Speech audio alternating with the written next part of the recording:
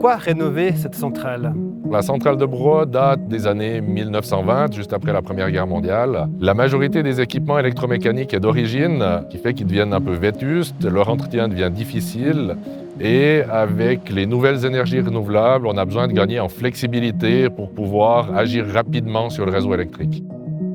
Les premiers travaux sont des travaux, on va dire, préparatoires qui consistent à moderniser l'environnement des groupes de production même. Ensuite, le démontage des anciennes machines pour mettre à jour le génie civil et pouvoir implanter les nouveaux groupes de production. Le plus gros défi d'un projet comme ça, c'est de construire dans l'existant en maintenant l'existant en service, partiellement ou totalement. En plus, ici, on a d'autres contraintes qui sont plus politiques. On a des contraintes environnementales et puis on a une grosse contrainte au niveau du bâtiment, parce que le bâtiment est en classe 1, il est protégé au niveau du canton de Fribourg.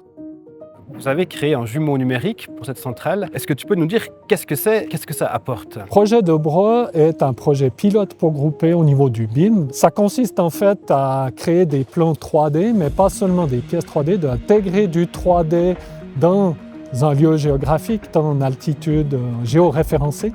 Et surtout, c'est ça la finalité la plus grande, c'est que toute l'information qui concerne ce bâtiment et ses équipements va se trouver dans cette maquette.